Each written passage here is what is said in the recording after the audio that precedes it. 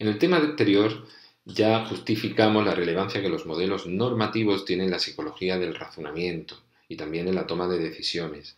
Además, presentamos uno de los modelos que han sido habitualmente más utilizados en el contexto de la investigación en psicología del razonamiento, especialmente del razonamiento deductivo. De hecho, ya introducimos lo que sería el razonamiento inductivo desde un punto de vista lógico. En este otro vídeo nos vamos a centrar en la inducción, en el razonamiento de tipo inductivo. Veremos igualmente un modelo, podríamos llamar normativo, sobre el razonamiento inductivo, en particular sobre el razonamiento causal, pero antes de eso nos gustaría presentaros o tratar de situar la inducción, el razonamiento inductivo en el contexto del razonamiento, es decir, en comparación al razonamiento deductivo. Cuando hablamos de razonamiento inductivo, quizás se nos puede venir con frecuencia la imagen de Sherlock Holmes, ¿no? O de cualquier otro investigador, cualquier otra persona que está dedicada a analizar evidencia, información disponible para alcanzar conclusiones que siempre son hasta cierto punto hipotéticas, probables, o podemos decir incluso plausibles, dentro del escenario en el que se encuentra, es decir, dentro de la información disponible con la que se cuenta.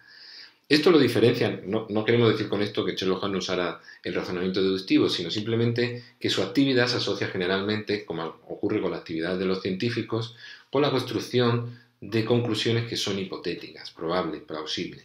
Y el razonamiento inductivo va sobre eso, sobre la construcción, sobre usar premisas para llegar a conclusiones que solo podemos juzgar como probables o plausibles, pero nunca como definitivas o válidas. De hecho, un argumento de inductivo, que igualmente está compuesto por premisas y alguna conclusión, pues se suele considerar como fuerte o convincente cuando se parte de premisas que son hasta cierto punto fiables, verdaderas, etc. En contra, cuando hablábamos de razonamiento inductivo, hablábamos de argumentos válidos, que son independientes un poco de sus contenidos, son verdaderos o falsos.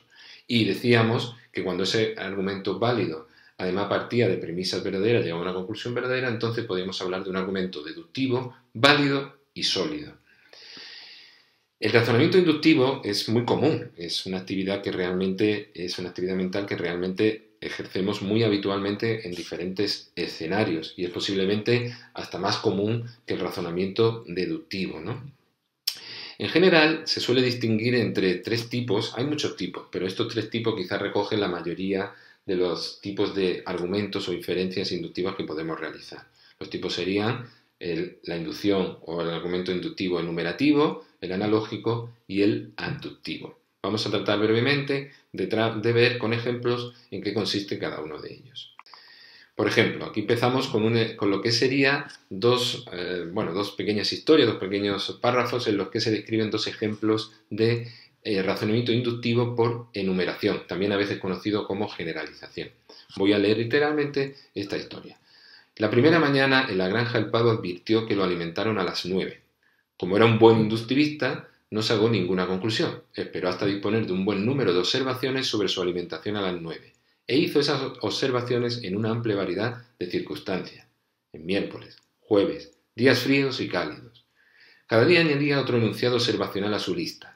Finalmente, estaba satisfecho por haber escogido un buen número de enunciados observacionales y poder inferir inductivamente me alimentan a las 9. Sin embargo, la víspera de Navidad no le alimentaron a las 9, sino que le cortaron el cuello. Esto es un ejemplo ofrecido por Bertrand Russell en el cual se refleja en qué consiste un tipo de argumento inductivo por enumeración. Como veis, se puede acumular evidencias, podemos seguir comprobando, como hacía el pavo, que todos los días más o menos se están alimentando a las 9, y podemos llegar a una conclusión, porque el pavo realmente había llegado a una conclusión inductivamente fuerte. Es decir, si todos los días me están dando a las 9, independientemente de si hace frío o calor o el día de la semana, por lo tanto esta conclusión, es decir, que me van a alimentar a las 9, es una conclusión fuerte. No puedo decir válida, porque esto no es razonamiento deductivo, sino fuerte, plausible, incluso hasta convincente. Sin embargo, como ocurre con todo el razonamiento inductivo, no es definitiva. Y es lo que le ocurrió al pavo. Llegó un día en el que al final él fue la comida, en lugar de ser alimentado. Más abajo tenéis otro ejemplo que se suele poner a veces cuando hablamos de argumentos inductivos por generalización, enumeración, y es los cisnes observados en Occidente hasta final del siglo XIX son blancos. Por lo tanto, llegamos a la conclusión de que todos los cisnes son blancos.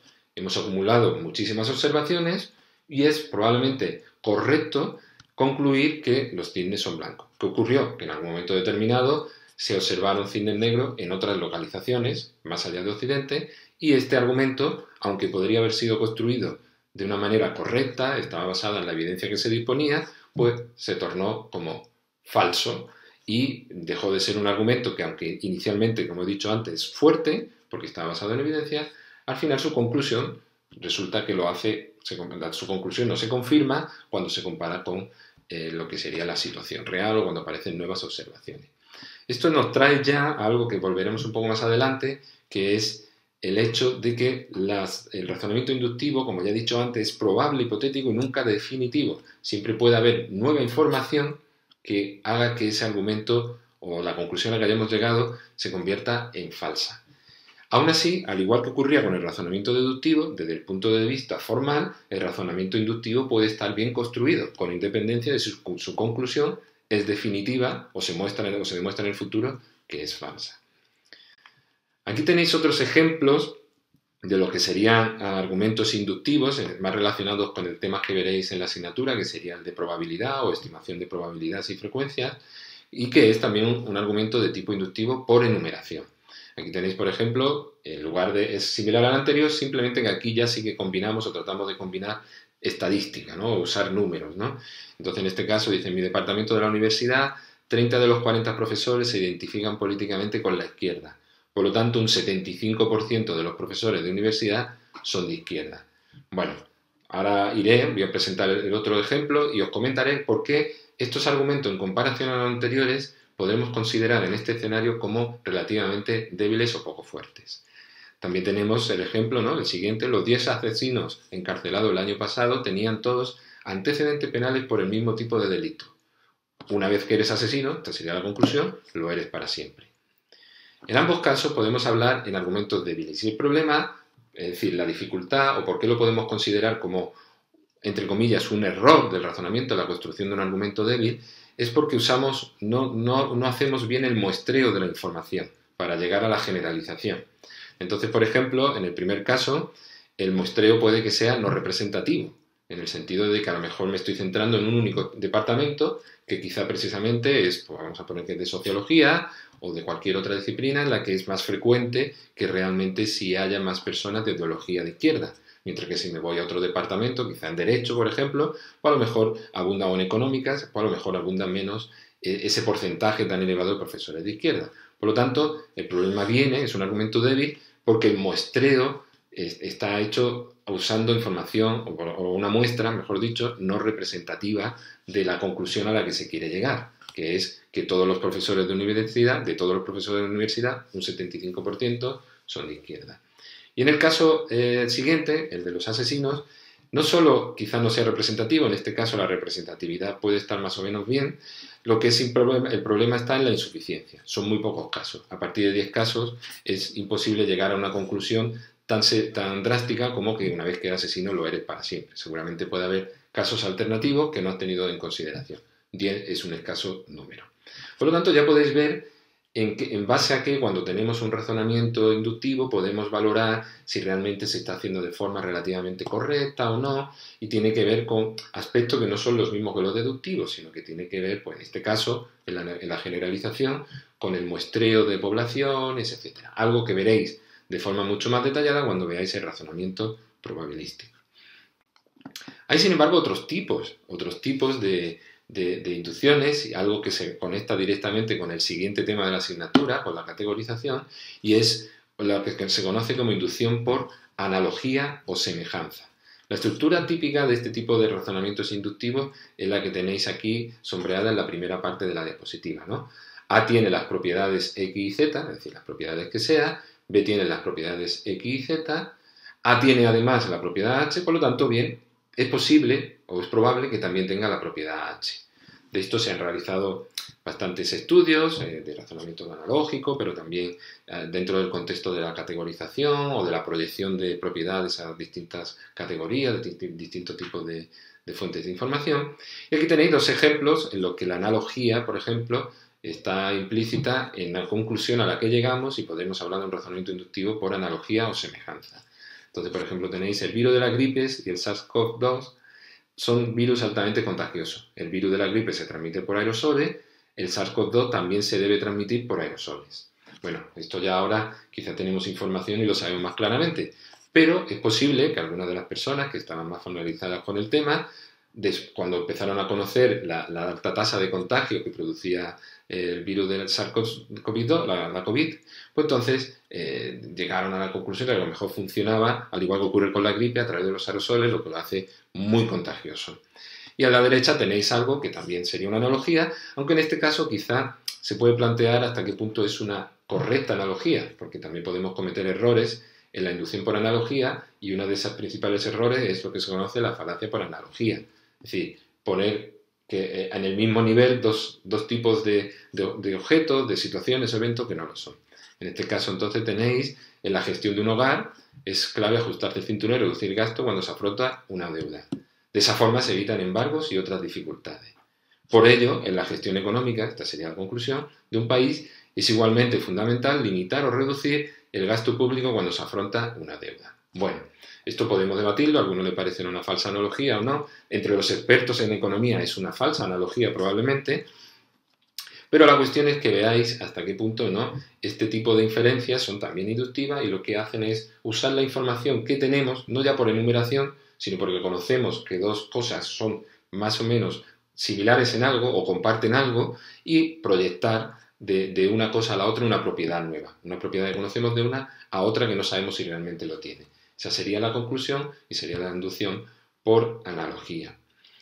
Y finalmente el otro tipo es un tipo que realmente es fundamental en la ciencia y que quizás es el que más asocia o se ha asociado por los filósofos o por los propios psicólogos que investigan en psicología de la inducción, el razonamiento inductivo, con lo que se conoce como el método, la lógica de Sherlock Holmes. Pero también podríamos decir la lógica de la ciencia, la lógica abductiva o de generar explicaciones con la información disponible, y que aquí ya no tiene que ver con que si estoy buscando una semejanza o tengo muchísima evidencia, muchísimas muestras, una muestra muy amplia de muchos casos que me permiten llegar a la conclusión, sino que de lo que tengo la información que tengo, que no es mucha, y a partir de ahí trato de hacer un enlace para llegar a una explicación, la mejor explicación disponible con la información que se tiene. Es algo que generalmente asociamos con lo que llamamos conjeturar, ¿no? No es solamente predecir, sino tratar de explicar esa tendencia que tenemos a explicar qué es lo que se ha producido, ¿no? Entonces, por ejemplo, aquí tenéis otros dos ejemplos que os he puesto. Uno sería: Holmes encuentra a un hombre muerto dentro de una cabina cerrada por dentro y con un sobre en su mano con una nota de suicidio. Holmes concluye que se ha suicidado, no es un asesinato. Esto sería lo que conocemos como una explicación o la conclusión a la explicación, la mejor explicación disponible, ¿no? También conocido como abducción o razonamiento abductivo.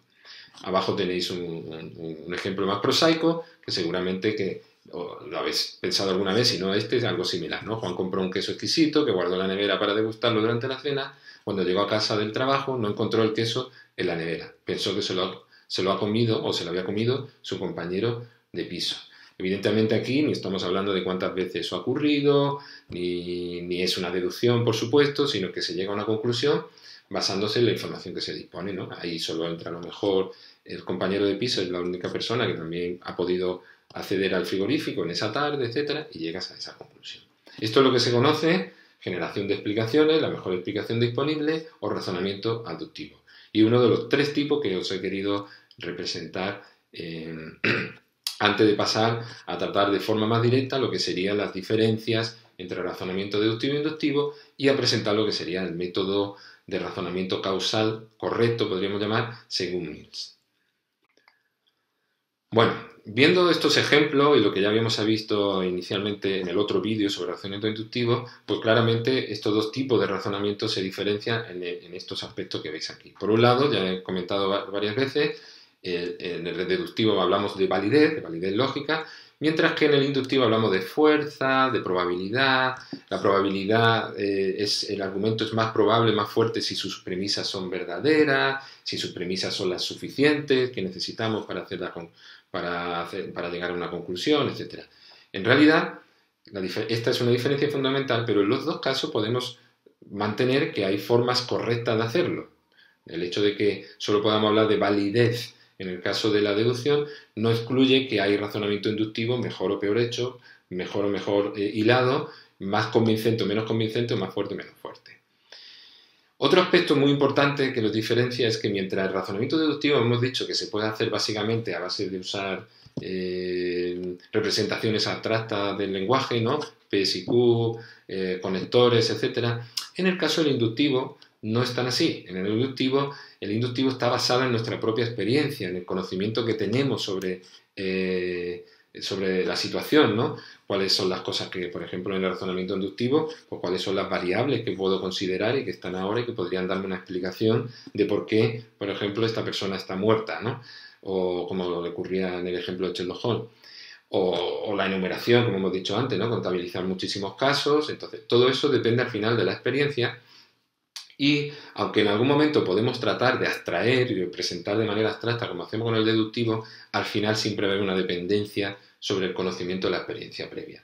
De hecho, en realidad es la base probablemente del razonamiento inductivo, y es algo que está en la base del razonamiento inductivo no solo humano, sino algo que podremos tratar o podríamos considerar también como razonamiento inductivo en el mundo animal. Y la otra diferencia importante es que el razonamiento inductivo es lo que se llama como tautológico, es decir, el razonamiento inductivo, aunque presenta un argumento en el que de las premisas se trae algo que ya está implícito en ellas. Es verdad que a lo mejor no había surgido, la conclusión a lo mejor no se había producido, pero está implícita en las premisas. En ese sentido, no añade nada de nuevo, es algo que ya está. De ahí que si las premisas son verdaderas, su conclusión debería ser igualmente verdadera, ¿no? Entonces es un argumento tautológico porque en realidad no aporta información nueva, mientras que el inductivo sí nos da información nueva, sí que añadimos algo que no estaba antes en la premisa. De ahí que a veces se diga que mientras que el deductivo se centra en lo que ya sabemos, en lo conocido, y se alcanza una conclusión que está implícita, aunque no se haya hecho explícita, en el inductivo sí que llegamos a conclusiones nuevas. Otros autores también hablan del razonamiento inductivo como un razonamiento que nos reduce la incertidumbre, porque en la medida que llegamos a una conclusión descartamos otras explicaciones posibles.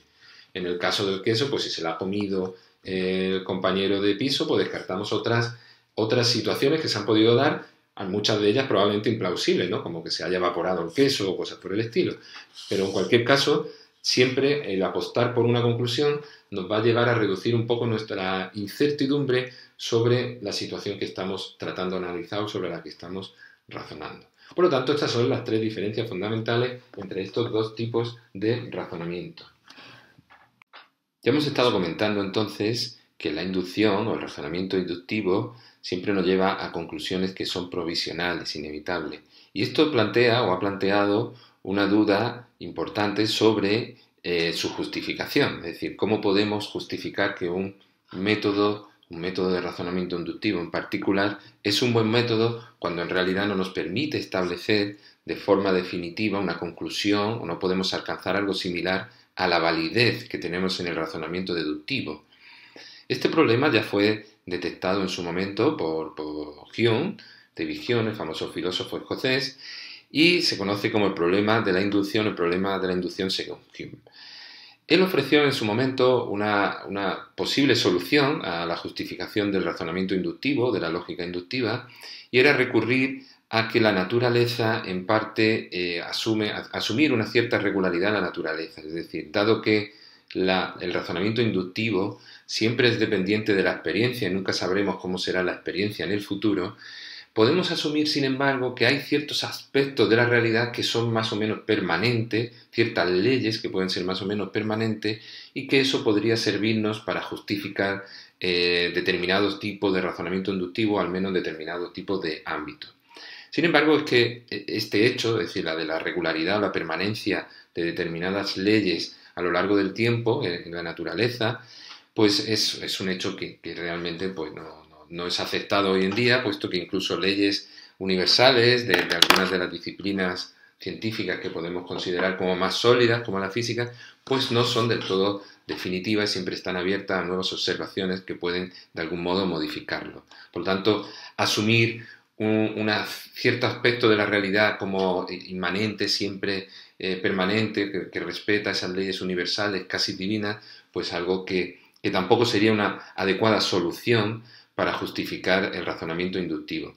En este punto es también importante destacar que para Hume el razonamiento inductivo era fundamentalmente el razonamiento causal, y de ahí que vamos a ver en este tema, en las siguientes diapositivas, vamos a hablar de un método apropiado, un buen método, según Mill, para identificar lo que serían las causas de determinados efectos.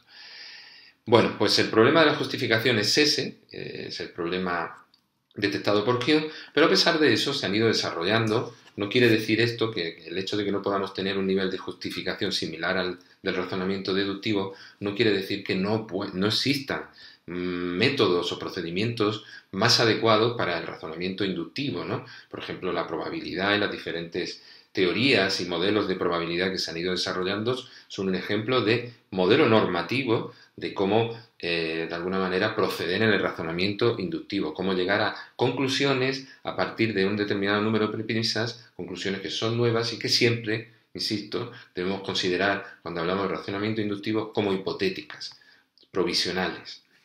Esos modelos normativos vamos a ver fundamentalmente en esta asignatura, vamos a ver el análisis de casualidad, que lo vamos a ver ahora, y en el tema de probabilidad veréis la teoría de probabilidad y especialmente el teorema de Bayes.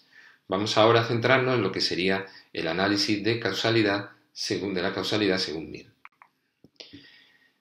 Mill lo que hizo fue desarrollar un conjunto, una serie de métodos que podrían ayudarnos o al menos darnos o establecer un cierto rigor a la hora de buscar cuál es la causa para un determinado efecto. En este sentido, lo que Mill proponía era que se diferenciase claramente entre causa suficiente y causa necesaria para un efecto.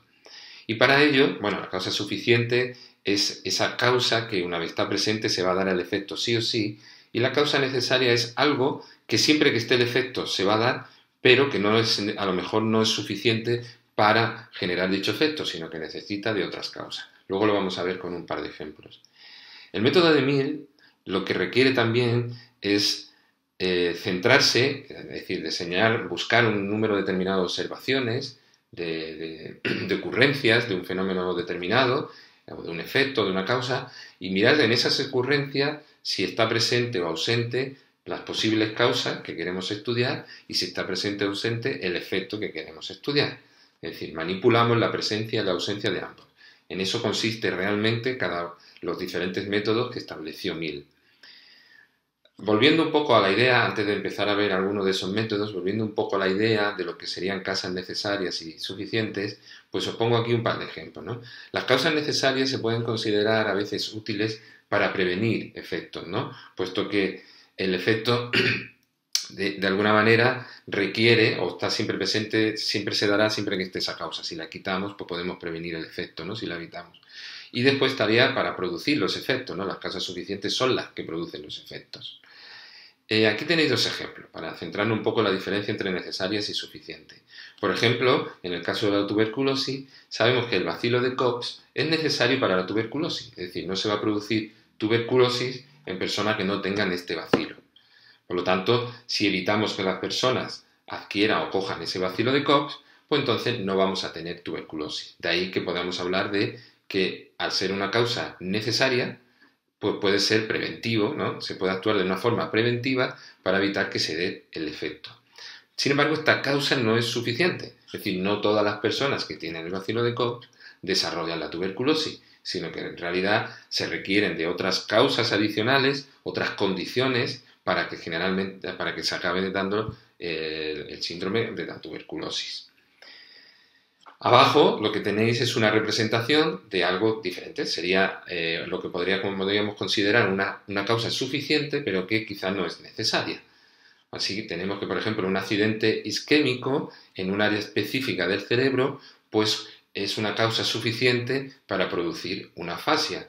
Ese accidente isquémico por sí mismo puede producir una necropsia, que es la que genere el mal funcionamiento de esa región y a partir de ahí un problema de afasia, una afasia de Broca o la afasia que os venga ahora mismo a la cabeza. Sin embargo, el accidente isquémico no es necesario, puesto que puede haber otras circunstancias que generen ese deterioro en esas áreas y que generen la afasia. Por lo tanto, no es necesario que se dé el accidente isquémico, pero sí es suficiente, una causa suficiente para que se dé la afasia. Bueno, creo que con estos dos ejemplos posiblemente habréis podido distinguir bueno, deseo que claramente, no sé si tan claramente, pero bueno, habréis podido distinguir entre lo que serían causas suficientes y necesarias. Y ahora vamos a centrarnos en lo que serían los métodos de Mill.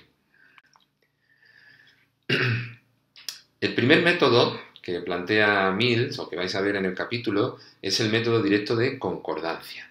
Este es un método que nos permite encontrar las causas necesarias y que está basado en la presencia de la propiedad condicionada. Es decir, la propiedad condicionada, que es el efecto, está siempre presente, en lo que estáis viendo aquí, en esta columna, en la columna E, donde pone que se refiere a efecto, y después tenéis las posibles propiedades condicionantes o causas, ¿vale? Y entonces tenéis, bueno, aquí aparece la B, pero bueno, A, B, C, D, os podéis imaginar, y lo que se va jugando es con la presencia o ausencia de cada una de estas causas en diferentes ocurrencias. Las ocurrencias son como observaciones. Imaginaros que vamos realizando observaciones, luego al final vamos a un ejemplo donde lo vais a encontrar más fácil de entender. Vamos realizando diferentes observaciones y en cada observación vemos que está presente alguna de las posibles causas o no está presente. Y siempre está presente el efecto o la propiedad condicionada. Aquí lo que veis entonces es que cuando está presente la causa, es necesario, perdón, el efecto es necesario para que sea una causa necesaria, siempre tiene que estar presente lo que sería la causa. En este caso, la C, la columna C, refleja a una posible causa necesaria, puesto que siempre que se está dando el efecto, siempre aparece también lo que sería esta posible causa o propiedad condicionante. Si os fijáis en las otras columnas, A, B y D, pues a veces están, a veces no están. Por lo tanto, este método directo de concordancia, basándonos en la presencia de la propiedad condicionada y manipulando la presencia o ausencia de las propiedades condicionantes, nos permite detectar lo que serían las causas el método directo de concordancia nos permite detectar las causas necesarias. El otro método, que es casi complementario, es el método inverso de concordancia, de ahí el nombre, puesto que ahora lo que se hace es mantener el efecto ausente, es decir, miramos situaciones en las que no se está dando el efecto o la propiedad condicionada y seguimos manipulando lo que serían las presencia o ausencia de la propiedad condicionante o de las causas. Como veis aquí, en este caso, lo que vamos buscando es algo que no se dé cuando no se está dando el efecto. Cualquier causa que se esté dando cuando se está dando el efecto, pues probablemente no es una causa suficiente porque, por ejemplo, en la ocurrencia 1 se está dando la causa A. Si se da la causa A y es una causa suficiente, entonces debería estar produciendo el efecto. Puesto que no lo produce, no podemos hablar de una causa suficiente, ¿vale? Toda vez que aparezca las diferentes presencias de estas causas y no esté ausente el efecto, pues podemos descartarlas como causas suficientes. ¿Nos permite esto encontrar cuál es la causa suficiente realmente? Bueno, nos permite pensar que de las que tenemos hipotetizada, la cuarta columna, la D, podría ser una causa suficiente. Pero claro, nos faltan observaciones. Nos falta saber si realmente esta causa también está presente cuando se está dando el efecto, la propiedad condicionada A. De ahí que lo ideal es combinar estos dos primeros métodos que hemos visto en otros métodos, de tal forma que nos permita buscar más claramente cuáles son las causas suficientes o cuáles son las causas necesarias e insuficientes al mismo tiempo. De esta forma, el otro método que vais a encontrar en el manual es el método de las diferencias. Este es un método que está combinando en parte los otros dos, puesto que vamos a tener observaciones, ocurrencias en las que está presente el efecto, la propiedad condicionada, y ocurrencias o observaciones en las que está ausente la propiedad condicionada. De esta forma es como podemos encontrar si hay alguna causa que está presente cuando está la propiedad condicionada, pero no lo está cuando no está la propiedad, perdón, el efecto, ¿vale? Entonces, por ejemplo, tenemos aquí que en la primera ocurrencia tenemos que se da el efecto y que se dan varias causas, A, C y D, pero no se da B. Bueno, esto ya podemos descartar a A como una causa, puesto que no sería, debería estar presente cuando está P, ¿no? Sobre todo si es una causa necesaria. Pero después tenemos en otra ocurrencia que lo que se sigue dando es A, ¿no? Lo que se da a continuación es A, pero ya no se da ninguna otra. Y el efecto está ausente. El efecto está ausente. Bueno, pues aquí lo que nos va quedando en este caso entonces es que C podría ser una potencial causa y quizá también D. ¿Qué ocurre? Que en la siguiente observación vemos que se sigue dando P, pero ya no se da A y tampoco se da el efecto. En este caso entonces lo que vemos es que la causa C es posiblemente una causa suficiente de lo que sería la propiedad condicionada o el efecto. Desde luego lo que nos permite es descartar a, B y D, puesto que no pueden ser causas ni necesarias ni suficientes de la condición o la propiedad condicional que estamos estudiando. Muy bien, en el libro aparecen la combinación de estos métodos dando lugar a otros dos métodos combinados. Os remito al libro para que lo veáis con más detenimiento y lo que voy a hacer es pasar un ejemplo donde todas estas tablas se van a entender de una manera, es el mismo ejemplo que está en el libro pero un poco ampliado. Entonces vamos a pasar a ese ejemplo y vamos a centrarnos entonces en lo que sería el análisis del ejemplo, donde vamos a tener todas las condiciones, prácticamente todas las condiciones posibles. Vamos a tener que varían las propiedades condicionadas por efectos y vamos a tener que varían también las posibles condicionantes o causas. Imaginaros, aquí he puesto al azar 4 huéspedes, bueno, en realidad son 5. Imaginaros que hay un caso de intoxicación en el restaurante de un hotel y que elegimos al azar o vamos eligiendo al azar huéspedes para comprobar primero si tiene o no tiene la causa y segundo qué es lo que han tomado, ¿no? De esa forma lo que queremos es encontrar cuál ha sido la posible origen o fuente de la intoxicación. Los alimentos que ya tenemos preseleccionados como posible causa serían estos 4. Entonces tenemos que en el primer huésped tenemos que no hay intoxicación y que no ha tomado ni pescado, ni carne, ni natilla, pero sí flan. Bueno, si ha tomado flan y no hay intoxicación, podemos empezar a pensar que el flan no ha podido producir la intoxicación, o al menos no es una causa suficiente para la intoxicación. Después tenemos, por ejemplo, que el huésped número 2, pues no ha tomado ni pescado ni carne, pero que sí que ha tomado bastante postre. Era un goloso y ha decidido tomar más postre en lugar de otros platos. Bueno, lo que ocurre es que en este caso, de nuevo, tenemos que ese huésped no muestra la intoxicación y por lo tanto ni las natillas ni el flan parecen que puedan ser causas necesarias de la intoxicación y tampoco suficientes, por supuesto. En este caso, no podemos decir que sean suficientes, me he liado yo un poco aquí también. No podemos decir que sean causas suficientes.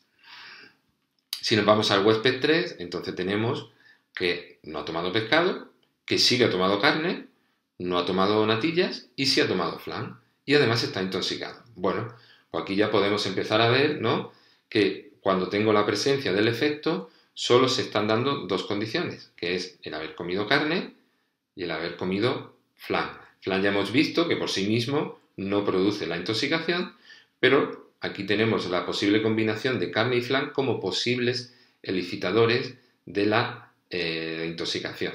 Desde luego lo que empezamos a ver es que carne puede ser una potencial causa de la intoxicación. Nos vamos al huésped 4 y este huésped pues, se quedó dormido a la hora de la comida y no tomó nada. Por lo tanto, vemos que él no tiene intoxicación. Por lo tanto, bueno, seguimos más o menos con las conclusiones que habíamos alcanzado hasta llegar a este huésped. Y ahora nos vamos de nuevo al huésped número 5, en el que nos encontramos que al contrario que el huésped número 2, pues no es un goloso, sino que lo que le gusta es comer bien y menos tomar dulce. Entonces decide comer pescado y carne. Y de nuevo vemos que este huésped está intoxicado.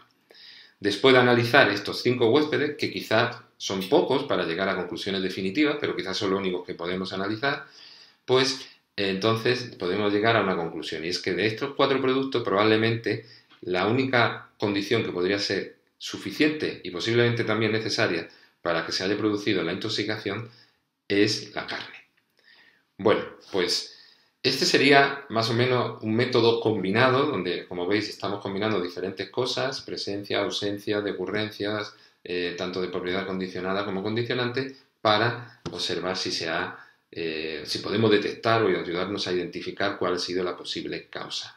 Esta es la esencia del método de Mead y es la esencia de lo que podríamos llamar un buen método o un buen método de razonamiento causal para identificar causas. Y con esto pues cerramos lo que sería este apartado del tema que ha estado dedicado a la inducción.